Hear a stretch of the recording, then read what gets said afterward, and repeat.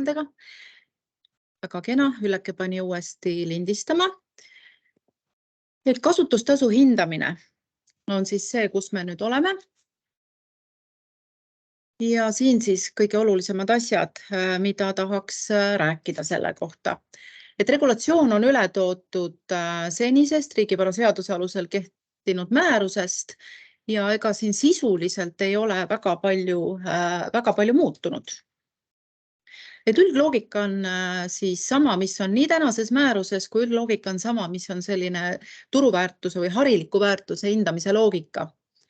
Et me räägime siis turupõhisest kasutustasust, räägib riigivaraseadus juba turupõhisest kasutustasust. Reeglina tellitakse selleks tururendi hindamine kutseliselt hindajalt, aga on siis ka muud variandid võimalikud, need tulevad juba riigivaraseadusest, muu turupõhine kasutustasu, mille selgitab välja Maa-amet või menetleja ja majandusliku säilimise kulusid kattev kasutustasu, mille selgitab välja menetleja. Hästi oluline on see, et kui kasutustasu hinnatakse, siis peavad olema selged kasutuslepingu tingimused. Kui on teada lepingu tingimused, siis saab ka kasutustasu hinnata. Hästi oluline on see, et millised teenused on kasutustasu sees ja millised ei ole. Ja ka praegu on see põhimõte sees, et tuleb siis teenuste loetelu puhul ja kirjeldamisel ja sõnastamisel lähtuda siis riigivaraseaduse alusel kehtestatud niinimetatud üürimäärusest. See on küll üürimäärus, mis reguleerib siis riigi poolt kasutusse võtmist, aga see korrashoiu teenuste loetelu on seal väga kenasti sees ja EVS 8.7 üle toodud. Ja eraldi veel rõhutakse, et kasutustasu puhul ei pea ka alati hindama kogu kinnisasja, vaid võib hinnata ainult kasutusse antavat osa kinnisasjast.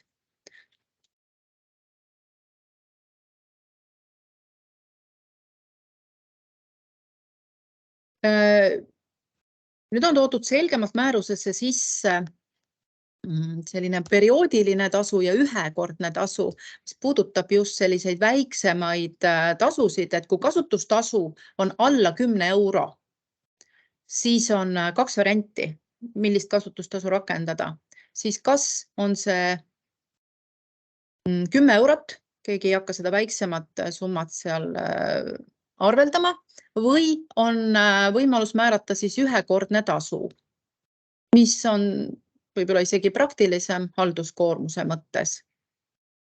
Ja selle ühekordse tasu puhul siis tuleb vaadata, kui pikk on see lepingu pikkus, et kui on 10 aastat või kauem kestev leping või tähtajatu leping, siis võib öelda, et nii väikeste tasude puhul ikkagi see kasutustasu, ühekordne kasutustasu ongi võrdne väärtusega. See ei ole mitte ainult väikestel või lühikestel lepingutel nii, eks see ongi. See ei ole mitte ainult madalate väärtuste puhul nii, vaid pikaajaliste lepingute puhul võibki tinglikult öelda, et ühekordne tasu ongi võrdne väärtusega. Ja kui tegemist on lühema perioodiga, siis tuleb võtta sellele perioodile vastav osa väärtusest.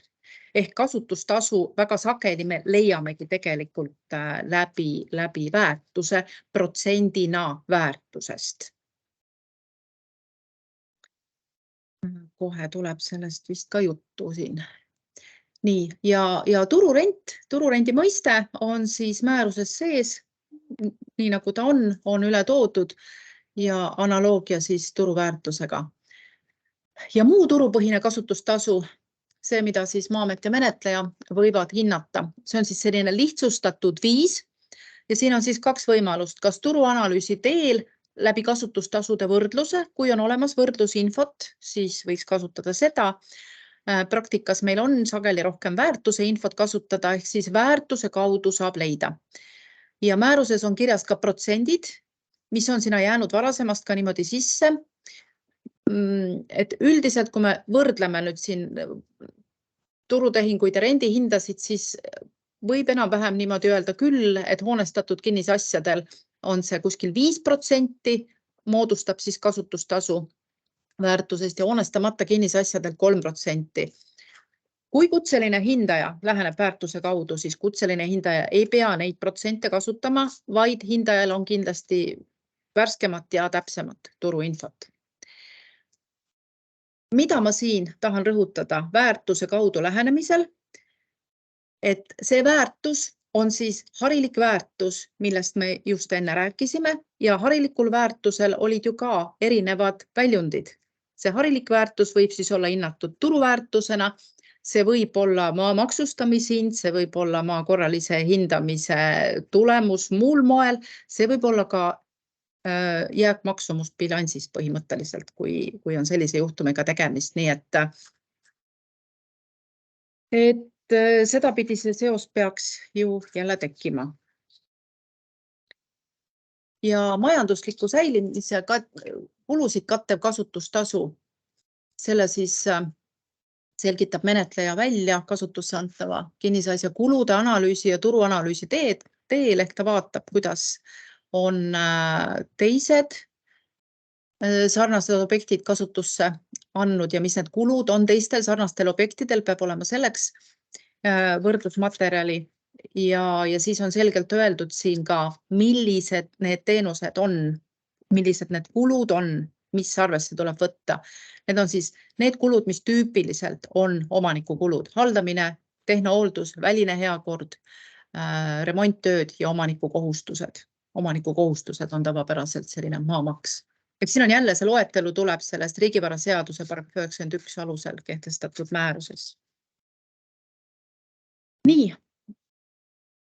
Ja siis on siin paragrahv 27 räägib kasutustasu hindamise aruandest, sellel ma ka pikemalt ei peatu ja liiguks edasi. Et selleks, Üllekesel palun praegu korraks salvestamine peatada. Lihtsalt selleks, et meil oleks hiljem